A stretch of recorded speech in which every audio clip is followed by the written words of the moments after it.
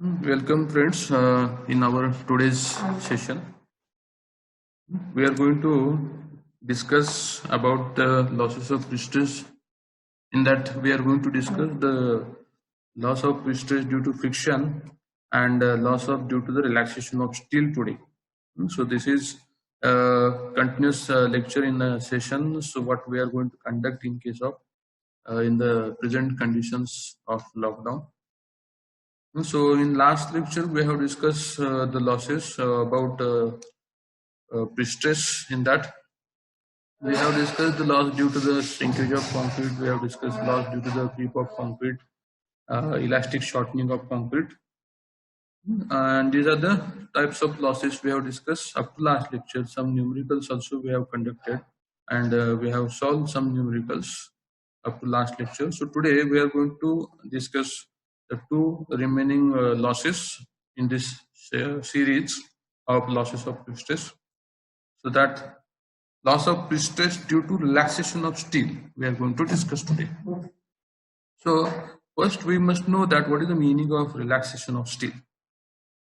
That before starting discussion over losses due to prestige of prestige due to relaxation of steel, we must know that what is the meaning of relaxation of steel. So the relaxation of steel is relaxation of steel means that when a high tensile steel wire is stretched and maintained at a constant strain, the force in the wire does not remain constant, but is goes on decreasing with respect to the time. It means that whenever we are going to use a high tensile wire or a high tensile cable as a tendon, we are going to apply a stretch. We are going to apply a tensile force in that wire. And we are providing that wire in that condition by the anchoring systems. So that wire is continuously applied with a tensile force, or we can say here at a stretch, and that wire is maintained. That wire is maintained with a stretch for a long duration. That it is maintained at a constant strain. Constant strain is maintained all over the time. So what happens that initially, that whatever initial pre-stressing force that we have applied, and that pre-stressing force in that wire does not remain constant, but it decreases with the time. It means that suppose we have applied an initial pre-stress of 1000 kilonewton in that wire, and that wire is maintained in that same condition for a longer time, then what happens that after a certain time, that whatever pre-stress we have applied, that pre-stress of 1000 kilonewton is not available. That out of that 1000 kilonewton, some amount of pre-stress is going to loss due to this process relaxation of steel. So that loss of pre-stress we have to consider whenever we are going to design the sections. Okay. So this the main purpose of this decrease, that the decrease of stress in steel at constant strain is termed as a relaxation of steel. So this relaxation of steel depends on various factors. That the relaxation of steel depends on various factors. Those factors are it may be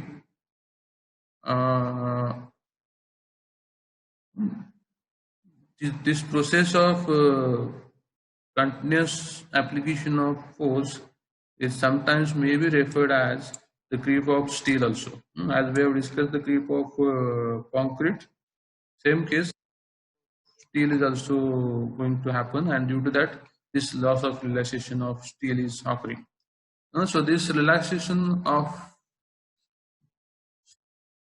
or the losses which are going to take place due to the relaxation of steel may vary with respect to steel what we are going to use, that the initial pre-stresses what we are going to apply, the age of the concrete, and temperature. So these are the factors on which this relaxation losses may vary.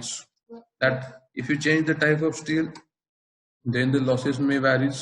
If you change the initial pre-stress, that how much amount of stress that you are going to apply, Depending on that, again, the loss of pre-stress also varies, or the loss of relaxation of steel is also varies, or even with the relaxation of steel is also varies.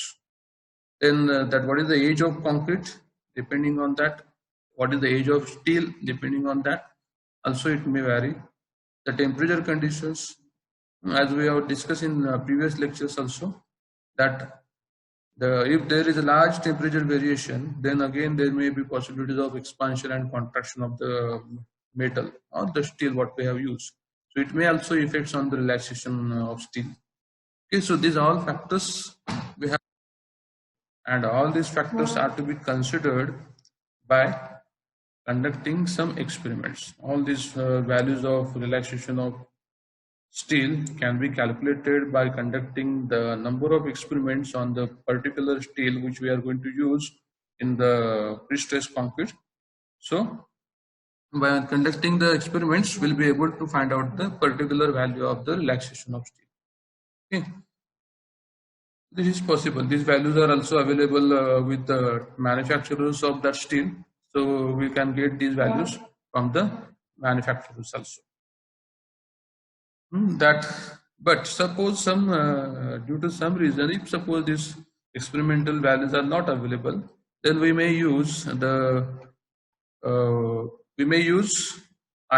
1343, because this IS 1343, they have provided us some guidelines that the relaxation losses are assumed in table number 4 of IS 1343 1980. So there is one table given in IS 1343 that we are going to discuss about that table also. So for the tendons at high temperature are subjected to large lateral loads, greater relaxation losses are specific. Greater relaxation losses as specified by the engineer in charge shall be allowed.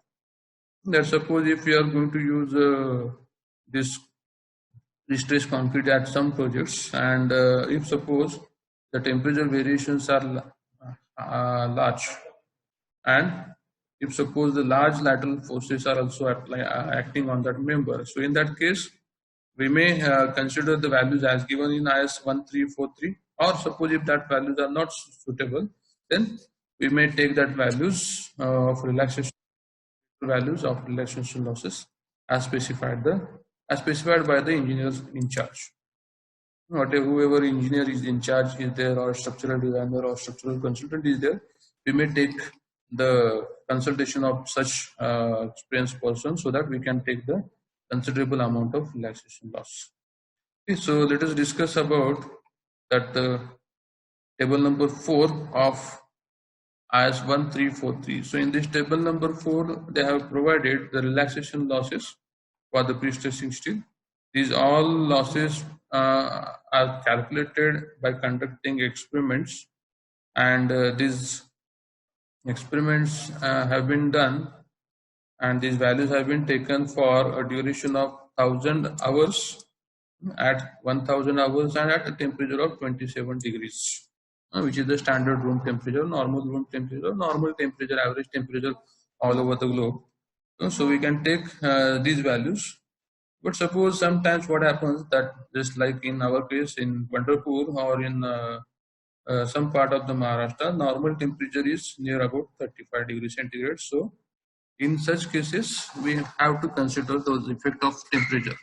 Okay, so these values are provided at 1000 hours, means that whatever pre-stressing force they have provided, that pre-stressing force is applied for a duration of 1000 hours at a temperature of 27 degrees centigrade, and then they have calculated the relaxation losses. So in this, they have provided the initial stress column, and second column is the relaxation or relaxation loss.